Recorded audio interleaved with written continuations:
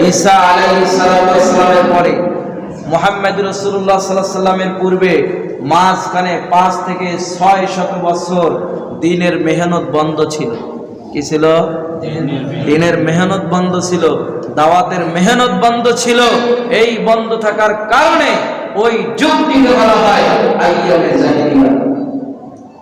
ওই সময়টিতে এমন এমন গুনাহের কাজ মানুষ করেছিল যে বলে, একটু খেয়াল করি, এমন এমন গুনাহের কাজ, আমি আমার অন্য ভিন্ন বিষয়ের উপরে কথা বলবো, নামাজের বিষয়ে, কিন্তু বর্তমান যে পরিস্থিতি কথা না বললেই নয়, কিছু বলা দরকার ইমানি দায়িত্ব হিসাবে। এটা যদি কারো মন খারাপ হয় কিছু করার নাই। তো বলতেছিলাম, ওই সময়টিতে মুহাম্মদ রাসূলুল্লাহ সাল্লাল্লাহু আলাইহি ওয়াসাল্লামের পূর্বে মাঝখানে যে সময়টি, মানুষ এমন গুনাহের কাজে লিপ্ত ছিল যে কারো যদি কন্যা সন্তান জন্ম হতো তাকে জীবিত দাফন দেওয়া হতো। শোনেন না ইতিহাস? হ্যাঁ, ওইটা ওই সময়ের কথা। শুধু তাই নয়, কারো যদি বাসায় যুবতী মেয়ে থাকতো আর যদি কেউ খবর পাইতো যে অমুকের বাসায় একটা মেয়ে আছে, তো তার বাসায় যুবক যারা ধর্ষক ছিল তারা লাইন ধরতো ওই মেয়েকে ধর্ষণ করার জন্য। বাবার কিছু করণে ছিল না কিছু। শুধু তাই কি, ওই দেশ যখন শাসন করেছিল, আঞ্চলিক ভিত্তিক নেতা ছিল, এরকম প্রভাবশালী ছিল, তারা কি করত, ওই মেয়ের বাবাকে ডাক দিয়ে নিয়ে আসতো এবং ওই মেয়েকে তার অধীনে রাখতো। ওই বাদশা, ওই নেতা, ওই ক্ষমতাবান যতদিন তার মন চাইতো ওই মেয়ের সাথে জেনা ব্যভিচারে লিপ্ত হতো।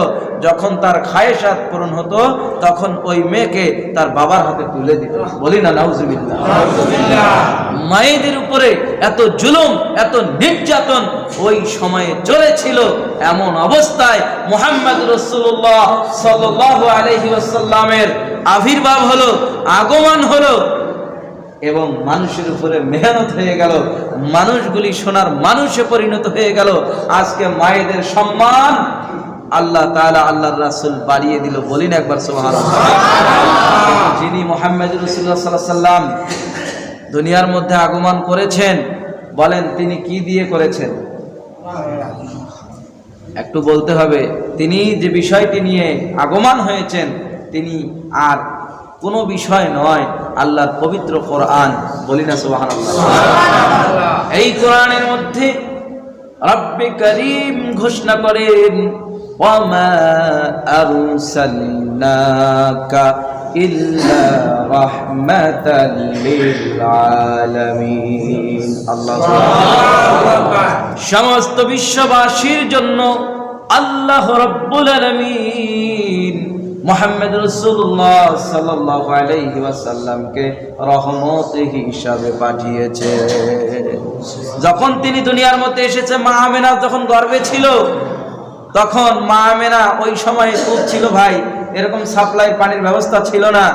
মা আমেনা প্রতিদিনের মতো কুয়ার মধ্যে গিয়ে পানি তুলতো, কিন্তু মুহাম্মদ রাসূলুল্লাহ গর্ভে থাকার কারণে কুয়ার নিচের 100 গজ দূরের পানি তার হাতের কাছে চলে আসতো। বলি না সুবহানাল্লাহ।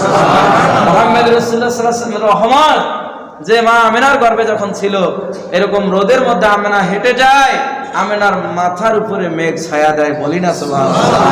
এ কেমন নবী, কেমন রহমত! শুধু কি তাই, যে এই নবী যখন দুনিয়ার মধ্যে এসেছে, কাবা ঘর যেখানে হাজী সাহেবেরা 5 থেকে 7-8 লক্ষ টাকা খরচ করে যায় শুধু হজরে আসওয়াদ পাথরে চুমু খাওয়ার জন্য, তার জিন্দেগীর গুনাহ মাফ করার জন্য, নিজের ভুল ত্রুটি ক্ষমা করার জন্য, নেওয়ার জন্য এই কাবা ঘরের মধ্যে যায়।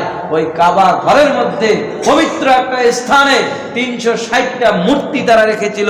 আর এই 360টা মূর্তি রেখে তারা উলঙ্গ হয়ে, শরীরের মধ্যে কোনো কাপড় ছিল না, এইরকম অবস্থায় তারা চতুর্দিকে ঘোরে, তাওয়াফ করে।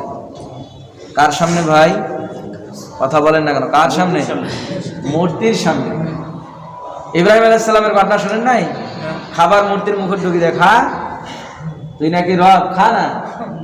যখন দেখে খায় না, কুড়াল দিয়া ইচ্ছা মতো পিটনি। আছে না নাই? সেদিকে যাব না।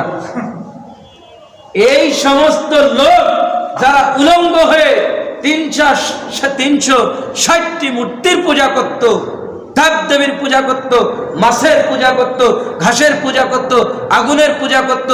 একজন ভাবত যে অমুক ভগবান আমাদের রিজিক দেয়, আর একজন আমাদের সুস্থতা দেয়, আর একজন আমাদের রোগ ভালো করে দেয়, আর একজন আমাদের বিপদ থেকে উদ্ধার করে। এইরকম 360টা মূর্তিকে তারা বিভিন্ন শক্তিতে, বিভিন্ন পাওয়ারে তারা ভাগ আলাদা আলাদা করেছে। এমন সময় আমাদের নবী আসলো রহমত হিসাবে, ওই সমস্ত মানুষগুলোর উপরে মেহনত করলো। কি করলো ভাই? মেহনত করলো, আর আল্লাহ রহমত করলো। তারা আমার রাসূলের কথা বিশ্বাস করলো, মেনে নিল, তো তারা দামি হয়ে গেল। কেমন দামি? যাদের নাম আজকে শুনলে পরে রাদিয়াল্লাহু তাআলা আনহু বলা হয়। কথা বোঝেন নাই মনে হয়? তাহলে মুহাম্মদ রাসূলুল্লাহ সাল্লাল্লাহু আলাইহি সাল্লামকে যারা মহব্বত করেছে, ভালোবেসেছে, তার দ্বীনকে যারা অনুসরণ করেছে, তারা দুনিয়াতে সার্টিফিকেট পেয়েছে। অনেক সময় দেখবেন যারা পড়াশোনা ভালো করে, বাবা মা ভালো, মানুষ তার ক্যারেক্টার সার্টিফিকেট দেয়, এই ছেলে এ প্লাস পাবেই, বলে কি বলে না? এই ছেলে ডাক্তার হবেই। কেন বলে ভাই? কারণ তার লক্ষণ দেখে বলে, কারণ তার ব্যাকগ্রাউন্ড, তার পরিবারের বিষয়ের উপরে ভিত্তি করে বলে, না হলে তো বলতো না। ঠিক না? ঠিক। মুহাম্মদ রাসূলুল্লাহ সাল্লাল্লাহু আলাইহি সাল্লামকে যারা মেনে নিয়েছে, আল্লাহ তাদের উপরে খুশি হয়েছে, দুনিয়াতে জান্নাতের সার্টিফিকেট দিয়েছে। ঠিক। আমি আজকে মনে করি সেই দিন এই দিন হয়ে গেছে, যে দিনের মধ্যে বড়কে সম্মান নাই, ছোটকে স্নেহ নাই, বাজারের কোনো নিয়ন্ত্রণ নাই, হালাল হারামের কোনো তোয়াক্কা নাই, মানুষ যেভাবে চাচ্ছে সেভাবেই করতেছে, কারো কোনো পরোয়া নাই। এই এমন একটা সময়ে শুধুমাত্র কেবলমাত্র আপনাকে আমাকে সুখ শান্তি সফলতা দিতে পারে আল্লাহর কোরআন। কথা বলেন ঠিক ঠিক? যখন না পর্যন্ত আপনার আমার মধ্যে কোরআন ঢুকবে না, আপনার আমার মধ্যে যতক্ষণ না পর্যন্ত নিজের বিবেক নাড়া দিবে না, ততক্ষণ পর্যন্ত আপনার উপকার আসবে না। আল্লাহ রাব্বুল আলামিন বলেন, ওয়াল আসর, নিশ্চয়ই সকল মানুষ ক্ষতির মধ্যে আছে।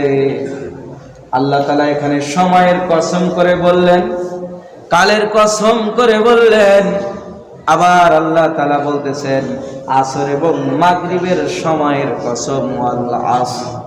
কারণ সময়টা অনেক গুরুত্বপূর্ণ একটা বিষয়। আল্লাহ তাআলা আরেকটা আয়াতের মধ্যে বলেছেন, আল্লাযী খালাকাল মাউতা ওয়াল হায়াত, যে মানুষকে আল্লাহ সুবহানাহু ওয়া তাআলা মউত দিয়েছেন, আবার জন্ম দিয়েছেন, মাঝখানে একটু